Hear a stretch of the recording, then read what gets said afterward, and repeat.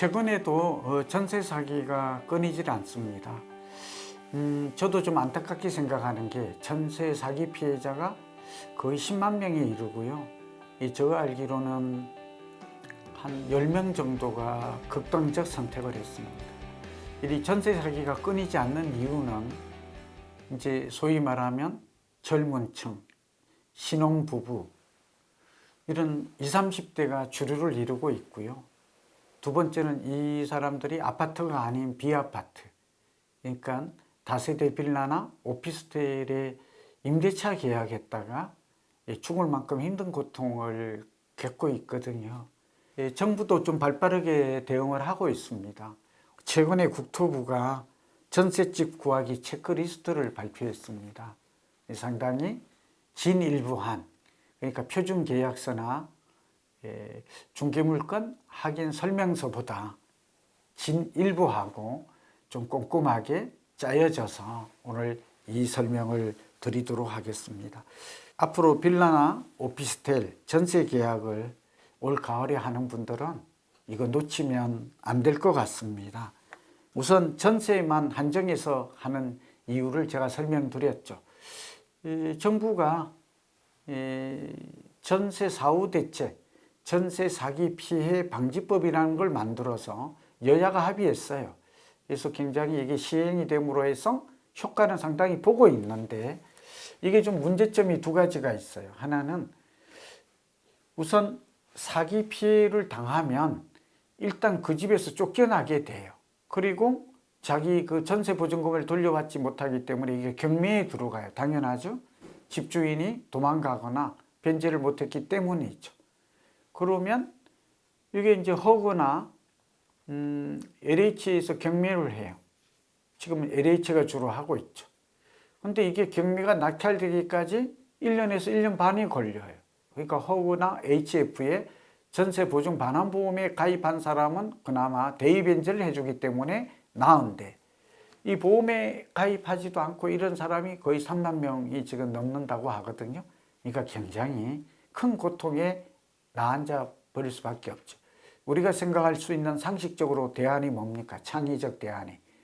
이 적극적이고 창의적 대안은 전세 사기를 원천적으로 막는 것이죠.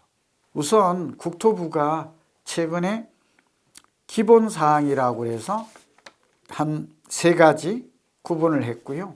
심화사항이라고 해서 또 몇 가지를 구분해서 체크리스트를 만들어서 배포를 했습니다. 모르는 분이 좀 계실 것 같아서 그런 분들을 위해서 좀 차분하게 설명할게요. 첫 번째는 지역 전세 물건 찾기인데요. 전세 시세를 조사해야 됩니다.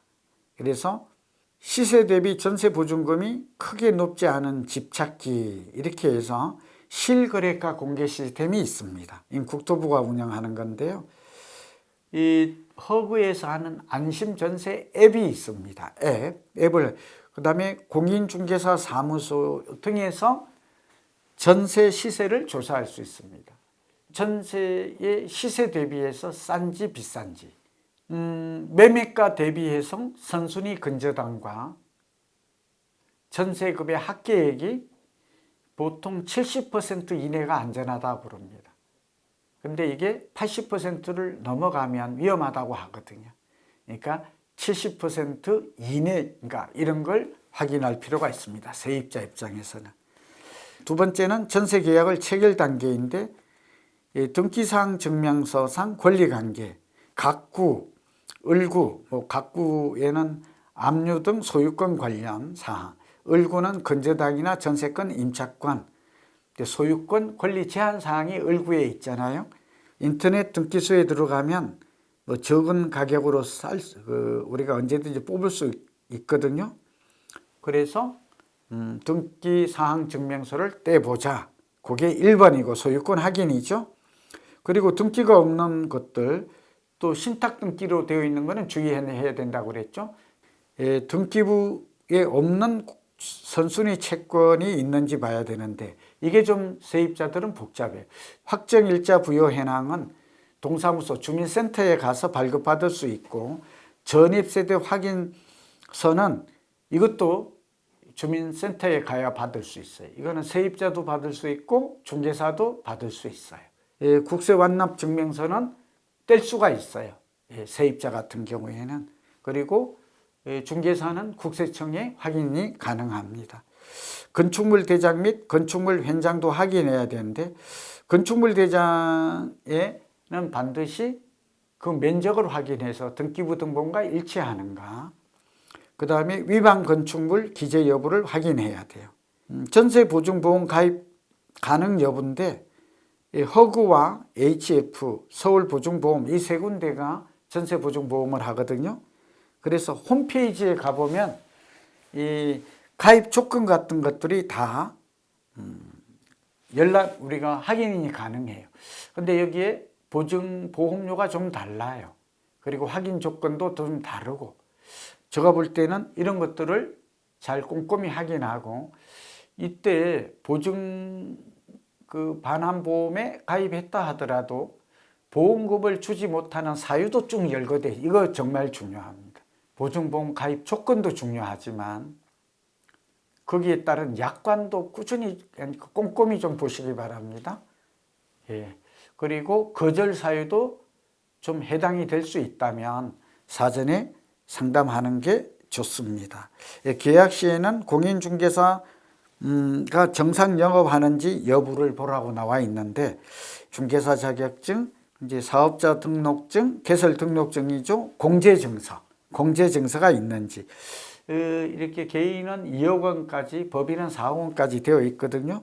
주택 임대차 계약을 쓸 때는 반드시 표준 계약서를 쓰는 게 좋습니다. 국토부는 권장이라고 그러지만 법적으로 효력은 있지만 표준 계약서를 쓰는 게 세입자 입장에서는 절대 유리합니다. 그래서 법무부 홈페이지에 들어가면 다운받을 수가 있거든요. 그리고 한국공인중개사 협회에서도 이 서비스를 하고 있습니다. 어렵지 않죠? 그 다음에 소유자와 계약자 일치 여부, 이건 정말 중요하죠. 이건 주민등록증을 가지고 볼 수밖에 없고, 또 하나는 등기 증명서를 가지고 봐야 합니다. 여권을 가지고 나오는 경우가 많은데요. 이때 정부 24, 국번 없이 1382로 하면 주민등록, 여권 반드시 확인해야 됩니다. 계약 후에는 중요한데 임대차 계약 신고를 해야 되고요. 이건 주민센터로 가면 되죠. 그 다음에 요즘은 부동산 거래 관리 시스템이라고 해서 전자 시스템에서 할 수 있습니다. 계약 체결 후에 30일 이내에 해야 되고, 확정일자는 꼭 받아야 됩니다. 그래서 주민센터나 법인 등기소에 포함해서 확정일자, 전입신고는 꼭 해야 이게 소위 말하면 대항력과 우선 변제권이 생기기 때문이죠. 잔금 지급 및 입주할 때 잔금 지급 시에는 반드시 열쇠나 번호키를 받아야 되죠. 전자키가 있을 때. 이게 주택의 인도입니다. 주택을 인도받고 잔금 지급과 동시에 입주를 해야 됩니다. 입주했냐 안 했냐 뭐 이런 게 법적 분쟁에서 문제가 되는 경우를 참 많이 봤습니다. 잔금 지급 후에 이제 전입신고하고 주민센터나 정부 24에 신고하면 되고, 전세보증보험에 가입을 해야 되는데, 제가 볼 때는 보증보험이 보험료가 비싸지 않기 때문에 가입하는 것이 어떤 이유라든지 대위 변제를 받을 수 있기 때문에 안전하다 하는 말씀을 드립니다. 심화 단계는 간단히 좀 요약해서 설명을 드리면, 최우선 변제 금액이 가능한가, 이건 지역마다 좀 달라요. 그러니까 경매에 들어가도 최우선 변제금은 받을 수가 있죠. 그러니까 이런 것들을 좀 확인해라. 계약 시에 대리인과 계약할 때는 그 위임장, 인감도장 첨부된 것, 또 이런 것들을 또 위임자의 신분증뿐만 아니라 대리인 신분증도 같이 받아둬야 된다고 말씀드렸잖아요. 또 신분증을 확인하는 절차는 기본이 되겠습니다.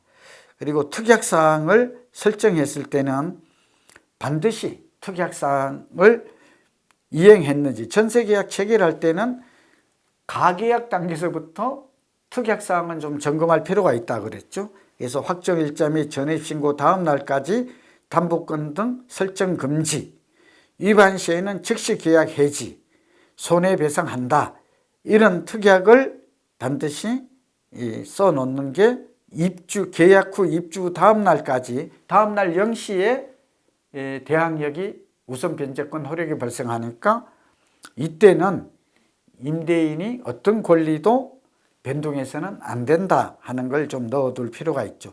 잔금 지급 및 입주에서는 잔금 지급 전에는 아까 같은 얘기입니다만 권리관계를 재확인하고 특약 이행 여부 확인, 도배, 장판, 집수리 이런 건 누가 해주기로 했냐 이런 것들에 대한 잔금 지급 전에 반드시 확인하고 이행 상황을 점검해야 합니다. 잔금 지급 시에는 잔금 이체 내역, 소유자 예금지 일치 여부, 잔금 정확히 이체, 지급 후에는 대항력을 확보하기 위해서 또 우선 변제권을 확보하기 위해서 확정 일정인과 전입신고를 하면 되겠습니다. 오늘은 우리 젊은 분들이 위해서 이 정부가 여러 가지 사후 대책도 많이 만들어졌지만 이제 그 체크리스트를 국토부가 만든 걸 활용해서 전세 사기를 좀 더 막을 수 있는 이러한 전세집 구하기 체크리스트가 나왔다. 이게 6월부터 시작이 됐기 때문에 얼마 전에 나온 거라서 모르는 분이 꽤 계실 것 같아서 여기에 따른 설명을 드렸습니다. 반드시 활용해서 여러분에게 사기나 사고를 당하지 않도록 큰 도움이 되었으면 좋겠습니다.